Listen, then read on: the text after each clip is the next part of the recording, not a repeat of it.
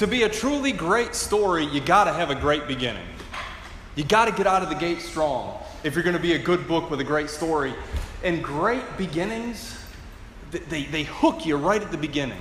Right off the bat, they whet your imagination and they fill your appetite for more of the story, and they give you key information about what the story and the main character are going to be all about, so that you're clued in and you're ready to take this journey together with the author and the main characters and you to wherever you might be headed. In short, they lay the groundwork, they lay the foundation for everything that is about to happen on down the line. One really awesome example of this is J.M. Barrie in his classic book Peter Pan. This beginning line, this opening line, was voted, in the UK anyway, the #1 best opening line to any work ever. It was better than A Tale of Two Cities. It was the best of times. It was the worst of times. All these. This is the winning line. Here it is. He said, "All children, except one, grow up. All children, except one, grow up." And that's a great opening line. Because if you're an adult reading the book, immediately it sparks in you the realization that being a kid again would be pretty cool. And what if? You start asking the questions, what if there was a land where that could happen, where even the oldest people could go back and you never ever had to grow up? And what if you could even fly with pixie dust and thinking happy thoughts and all this wonderful stuff? And it gives you key information that you've got to have about who the main character is and where you're headed. And the main character, of course, is Peter Pan. And what is the one thing you have to know about him? He will never grow up. And what Bo and Allie Claire read, in its own way, does the same thing. And it is a great opening line. I asked Bo if he would do it again one more time from the back. He said no. So, there it was, though, the most iconic 3 words to ever start any piece of literature ever, read in the iconic voice of Bo Duro. In the beginning. In the beginning. And those words do just what they're supposed to do. They pick you up where you are and they transport you back to a different time. They set the stage. You're in a different time and place. And just like J.M. Barrie told you in one line all you needed to know about the main character, this does the same thing. You learn plenty about this story's main character right there in the opening line. In the beginning, God created. What did God do? See, that was pretty good. That's audience participation right there. Created. God created. This story, the main character is God, and this opening line tells you that at God's core is the desire to make new things. In the beginning, God created. That's who our God is. And then the rest of the chapter that you heard Allie Claire and Bo read shows it, illustrates it in vivid, colorful language. God in this story is like the maestro conducting a creative symphony. Let there be light. And the symphony begins. The seas gather into one place. Vegetation sprouts up from the newly formed ground. Creatures of all kinds fill the sea and the land, and together they sing their praise to the God of the universe who just brought them into being. And it makes sense that for this reading, you would hear the voice of God in the voice of a child like Allie Claire, because all through this, if you read it, you can feel this energetic, childlike enthusiasm and pure joy that comes out of God, and everything that God says and does is filled with this awesome childlike quality to it. The story almost shouts at us, this is who your God is. Right out of the gate, it has to have you know that your God at the very foundation is unbounded, limitless joy and creativity. Wherever you find light being created out of darkness, beauty out of ugliness, life out of death, there is where you'll find God. Because it's just who God is. And it doesn't just say a lot about God, does it? It says a lot about us. The very last animal that God creates is us, human beings. And Genesis says that God creates human beings in God's image. But what does that mean?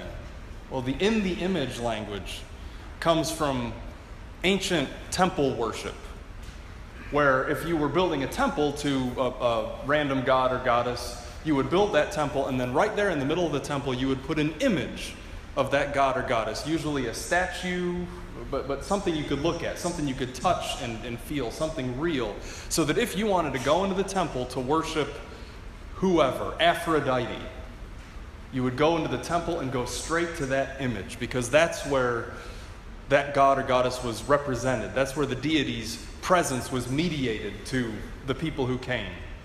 That's where you worshiped. And so Genesis is saying that God doesn't need one temple. The entire creation, the entire universe is the temple of our God. And in the middle of that creation, right there, is God's image.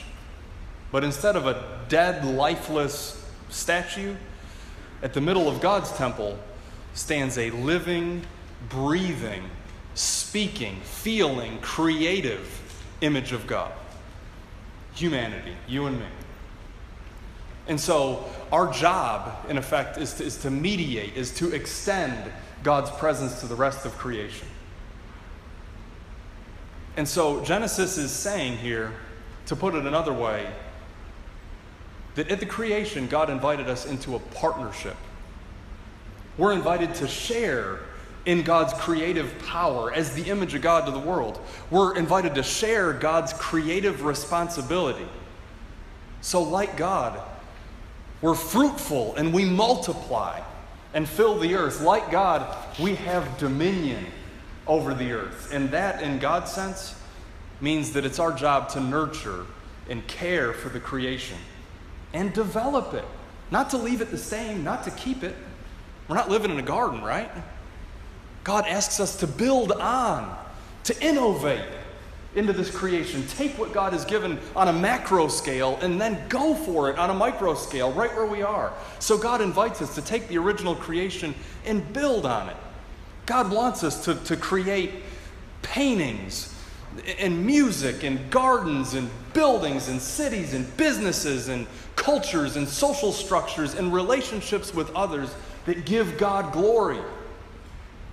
God empowers us with His Spirit so that with energetic, childlike enthusiasm and pure joy, we can be filled and go into this world and create things. Make new things that give God glory and praise. Because where you find light coming out of darkness, and where you find beauty coming out of ugliness, and life out of death, you find God. And you find us. Because if that's who our God is, then that's who we can be too. Creative people. But how? How do we do it? How can we be creative like God? Well, being creative starts with a mindset. You have to want to create. So we have to start by trying on a new outlook, a new perspective. To become creative people, we have to start by rejecting cynicism and embracing new opportunities. Turning away from cynicism and turning toward new opportunities that exist. And it just turns out that here in downtown Albany is the perfect place to try that out. What I mean is, this past Wednesday, I was graciously invited to attend the Albany Area Chamber of Commerce's State of the Community event. Have you ever been to one of these? It was pretty cool. You should go the next time. When is it? August, I think, is the next one. Good lunch, good food, good company, but it was a room full, a very big room full of a lot of local business leaders and movers and shakers and all coming together to learn about what was going on in our city. And it turns out there's stuff happening all over Albany, but it was the stuff about downtown Albany that perked my ears, the stuff happening right here around our church. You probably know this because you can see the construction and you've experienced a little bit of it, but the Albany Heights building is being transformed into a building that on the top level is going to have loft apartments. Did you know that? It's pretty great. I mean, it's going on. They're there every day working. But did you know what's on the bottom level, or what will be on the bottom level? It's going to be shops, retail places. But the developer told me the one time that we talked that what they're actually aiming for in that area is retail businesses for active folks, for health-minded folks, for people who like to bike and hike and, I don't know, canoe, stuff like that. Active people. The kind of people who will live in loft apartments above there and might want to shop there. But what I learned on Wednesday is at the same time that those things are happening, the trails, the Sasser Trail that connects Sasser to here, and the trail that runs along the Flint River, they're being connected, and they're being connected back to downtown Albany. So people that like to bike and hike and do active things will actually use these trails and the resources that we have right here. And then there's another trail that's already being worked on, and the funding is there to connect Albany State University's East Campus with downtown Albany. So maybe, just maybe, you might have a little bit of a college feel in a town that has a ton of colleges. And people who are active and like to hike and bike, you kind of sort of know who these people are. They also, for some reason, like craft breweries. They like to drink fancy-looking beverages. And they'll pay for it. And we just happen to have one of those that's being built right now as we speak. And you know, it was shocking to me to hear of all of these things happening at the same time, literally next door to the church, because for 2 solid years, all I have heard from almost every single person is that we've tried this before, downtown Albany is dead, and that is the way it's always going to be. Usually with something thrown in about how great it used to be. But it won't ever be that again. And I'll be honest, I was in the same exact boat. Because I'm not from here, but to be completely honest, there was absolutely nothing at all about the history of downtown Albany that would indicate that anything new could or would ever happen. Because you know the government is corrupt and nobody can agree on anything. And you got this group of people and this group of people and they always just butt heads and the funding will never be there. And it's always been out-of-towners trying to do something downtown and nobody local will ever get skin in the game and all of that sort of thing. You know it, you've heard it, you've said it, we've said it. But at the same time, there were people willing to embrace new opportunities in the midst of what looked hopeless. And here we are. I don't just mean here downtown Albany. Here we are. First Presbyterian Church of Albany, literally on the cusp of being next door to a very alive place.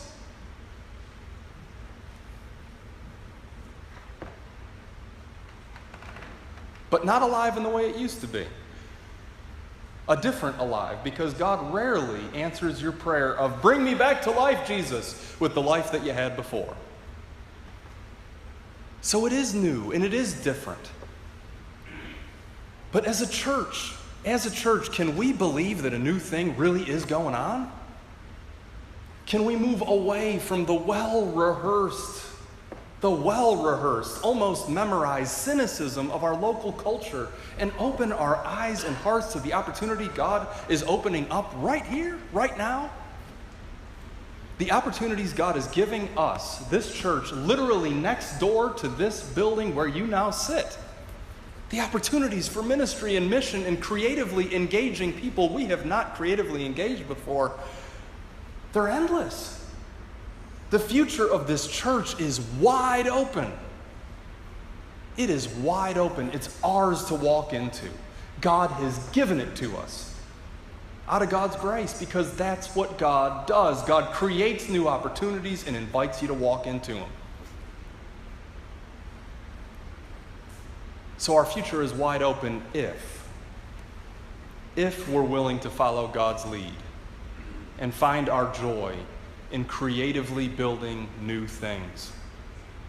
If we're willing to imagine what our church could be here, in this place now, and if we're willing to partner with God to make it happen, to share in that creative responsibility.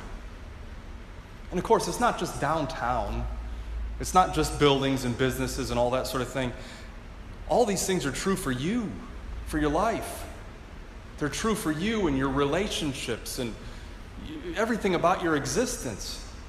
So ask yourself, what relationship in your life are you sure is just dead? It'll never change. What situation in your life have you just given up on? Can you look for the opportunities God's giving you even in what look like hopeless places? Because you follow a God whose deep joy is creating, bringing things to life. It's true for the church, it's true for our city, and it is true for you. So, will you say it, Bo? There it is. In the beginning. In the beginning. God. That was the weakest. Gosh, that was terrible. I heard you, Rich, though. Created. In the beginning, God. Created. In the beginning, God. Created. Yes. In the beginning, God. Created. You didn't clap. You clapped for everything else. But God created, yeah. Okay. But God created because it's who God is. Because where you find light being created out of darkness, and beauty being created out of ugliness, and life being created out of death, there you will find God. Because at God's core, that is who God is. So from church to downtown to your own living room, may you be filled with energetic, enthusiastic, childlike, pure joy.